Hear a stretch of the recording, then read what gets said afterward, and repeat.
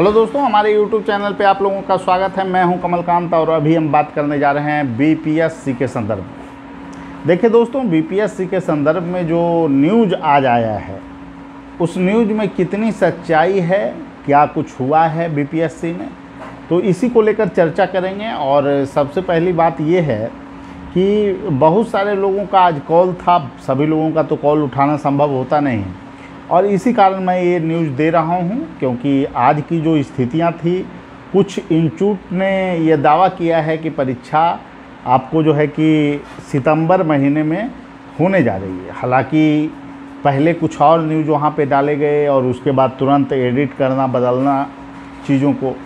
तो देखिए, ये सभी चीज़ें जो है छात्रों में भ्रम की स्थिति उत्पन्न करती है। पहले तो आगे बढ़कर कोई डेट देना उचित नहीं है किसी संस्थान के लिए, अगर जानकारी नहीं हो तो बच्चों को कम से कम डाइवर्ट करने का प्रयास किसी संस्थान के द्वारा, चाहे मेरे द्वारा ही क्यों ना हो, क्योंकि बच्चे जो हैं उनके भविष्य है, उसके प्रति हम लोगों को पहले सचेत रहना चाहिए। और यही कारण है कि मैं कभी आगे बढ़कर किसी चीज़ का डेट नहीं देता हूँ जब तक कोई प्रमाणित स्रोत से न्यूज़ नहीं हो, अंदरूनी कोई सूचना वैसी नहीं हो, तब तक मैं न्यूज़ डालता ही नहीं। और मैंने पहले भी कहा था कि परीक्षा आपको अक्टूबर माह में संभावित हो सकती है, बहुत प्रयास आयोग के द्वारा किया जाए तो। अब बात है कि न्यूज़पेपर में जो है कि दे दिया गया कि बीपीएससी की 67वीं बीपीएससी की परीक्षा जो है आपको सितंबर के लास्ट में होने जा रही है।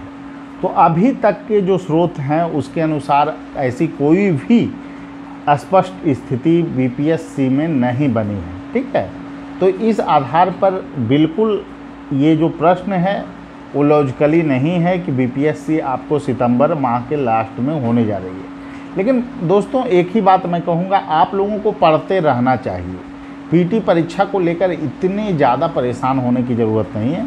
आप लोग नियमित रूप से, पहले भी बोला हूँ मैं कि 3-4 घंटा आप लोग पीटी पढ़ें और 3-4 घंटा जो बचा हुआ टाइम है वो मेंस पढ़ दें, क्योंकि करेंट क्वेश्चन को आपको पढ़ना चाहिए। और निश्चित रूप से समसामयिकी पढ़े बिना मेंस में जो है कि आपको डीआई और समसामयिकी पहलू जो है उसमें आप सुधार अगर नहीं करेंगे तो फाइनली बीपीएससी में सिलेक्शन पाना आज के डेट में संभव ही नहीं। तो इसके लिए मैं बार बार आप लोगों को आगाह कर रहा हूँ कि अगर आप बीपीएससी की तैयारी करते हैं तो पूर्ण रूपेण तैयारी आप कीजिए। हाँ, एक सूचना आप लोगों के लिए ज़रूर है कि बीपीएससी में अंदरूनी मीटिंग हुआ था, जिसमें कि सीडीपीओ परीक्षा के रिजल्ट भी अब लगभग आपको कुछ दिनों में देखने के लिए मिल सकता है, 15 तारीख के बाद। और 1-2 चीज़ हैं जिस पर फैसला हुआ है।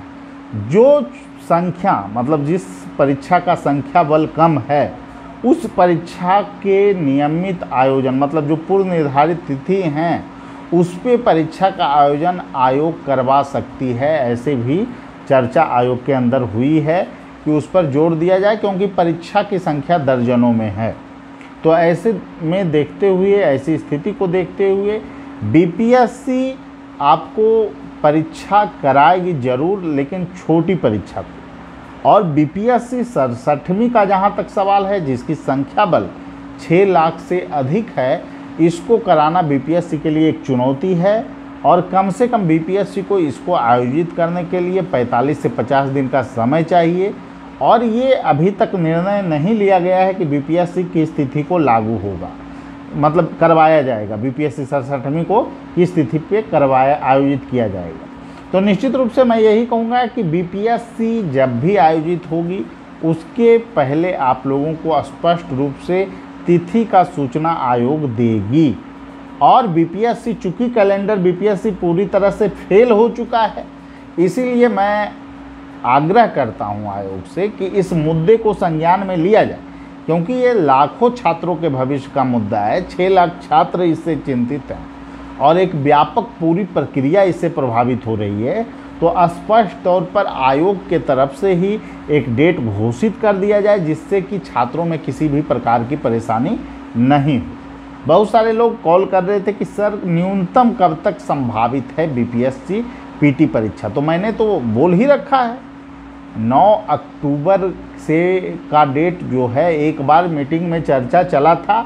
हालांकि समय काफ़ी पहले ये चर्चा चली थी, अब इस पे परीक्षा होगा या नहीं होगा, इस पर मैं श्योर एंड सर्टेन इन चीज़ों पे अभी स्पष्ट रूप से मैं नहीं हूँ, इसलिए मैं इन चीज़ों को बहुत बार इस चीज़ पे बोलना, तर्क करना बिल्कुल गलत है, क्योंकि सारे यूट्यूब चैनल पर ये फिर चलने लगता है।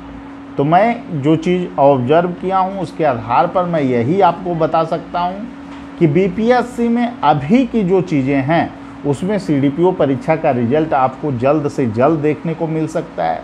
बीपीएससी में जिन परीक्षाओं में छात्रों की संख्या कम है, चाहे ऑडिटर का मेंस परीक्षा हो, इसका भी आयोजन समय पे किया जा सकता है। इसमें कोई दो मत नहीं है कि छोटी संख्या वाले परीक्षा का आयोजन बीपीएससी कर सकती है, और बड़ी संख्या में जब तक बीपीएससी 67वीं बीपीएससी के लिए जो है एक बहुत बड़ा चैलेंज हो चुका है।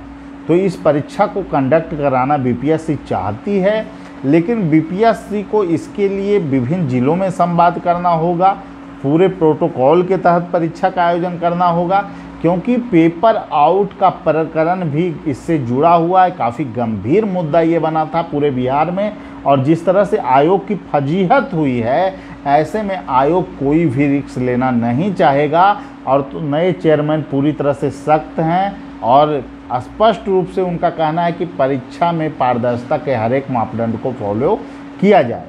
और चूँकि नई सरकार का गठन हुआ है और आयोग के अंदर जो चीज़ें हैं कि कम से कम जो आपको नगर पालिका चुनाव है उसकी स्थिति स्पष्ट हो जाए, तो उसके बाद ही डेट को घोषित किया जाए। इसी पर वेट एंड वॉच की पॉलिसी अभी तक चल रही है आयोग की, लेकिन आयोग के तरफ से अगर कोई निर्णय लिया जाएगा तो आप लोगों को मैं बता दूं कि वो निर्णय आप लोगों के साथ साझा किया जाएगा। इस तरह चोरी चुपके कोई चीज़ें नहीं होती है। जिस तरह से आप लोग डर रहे हैं कि क्या हो जाएगा क्या नहीं होगा, आप लोग बिल्कुल मुख्य परीक्षा की तैयारी करें और पीटी को भी साथ में लेकर तैयारी करें। और मैं एक बात और बता दूं, बहुत सारे लोगों का जो है कि कमेंट में और आते रहता है कि आप लोग तो सिर्फ ऐड के लिए आते हैं। तो एक ही बात उन लोगों से मैं कहूँगा कि देखिए, कोई भी संस्थान हो या यूट्यूब चैनल हो, ऐड तो देती ही है, उसमें कोई शिकवा नहीं होना चाहिए किसी को क्यों ऐड आता है। तो हमारी संस्थान है तो हमारा ऐड ही जाएगा। इसको मैं बार बार क्लियरफाई किया हूँ और इस पर बोलने की आवश्यकता नहीं है। बीपीएससी 64वीं 65वीं और 66 तीनों के इंटरव्यू टॉपर हमारी संस्थान से हैं, ठीक है। और आपको मुख्य परीक्षा में टेस्ट सीरीज से आपको सिर्फ बता रहे हैं, सिलेक्शन का जो रेशियो है पटना के किसी भी संस्थान से ज़्यादा है। तो हम लोगों के पास तो इतनी पूंजी है नहीं कि सभी न्यूज़पेपर में हम पहले पृष्ठ पे आ जाएं। तो हम लोगों का जो माध्यम है छात्रों से जुड़ने का वो यूट्यूब चैनल ही है, ठीक है।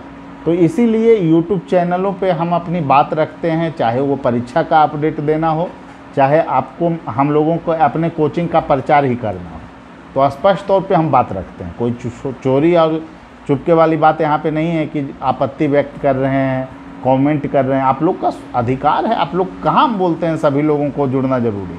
आपका एक स्वैच्छिक जो है कि निर्णय हो सकता है कि आप हमारे संस्थान से जुड़ें या ना जुड़ें। और मैं यही कहूँगा, एक विकल्प के तौर पर आपको टेस्ट सीरीज में अभी जुड़ना चाहिए और मुख्य परीक्षा में बेहतर गुणवत्ता से जहाँ मूल्यांकन होता है वहाँ पर आप जुड़ें। बेहतर प्रश्नों की शैली जहाँ दी जाती हो वहाँ पर आप जुड़ें और स्वयं का आकलन आप वहाँ कर सकते हैं। आपको एक प्रतिस्पर्धा का वातावरण भी मिल सकता है। तो जो लोग हम लोगों से जुड़ना चाहते हैं, मुख्य परीक्षा का टेस्ट सीरीज चालू है और उसमें आप जुड़ सकते हैं। आप प्रश्न को भी कमेंट बॉक्स में जाकर देख सकते हैं, कम्युनिटी वाले में भी जाके देख सकते हैं, वहाँ प्रश्न आपको डाला गया है पहले का। तो आप लोगों से यही कहेंगे, मुख्य परीक्षा को भी साथ में लेकर चलिए अगर आपको रिजल्ट चाहिए तो। और DI सबसे महत्वपूर्ण हो चुका है GS पोर्शन में, तो DI का क्लास भी आप लोग जो भी लोग करना चाहते हैं अभी समय है, आप लोग कर सकते हैं। और हम यही कहेंगे, यही राय देंगे कि DI को बिल्कुल भी नेगलेक्ट नहीं कीजिएगा।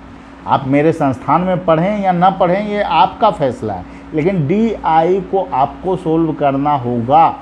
और इसीलिए मैं बार बार कहता हूं दोस्तों कि जिनका भी DI कमज़ोर है वो बिल्कुल भी नेगलेक्ट नहीं करें, DI सेक्शन को मजबूत कर लें, तभी आप मानविकीय विषय से सफलता पा सकते हैं।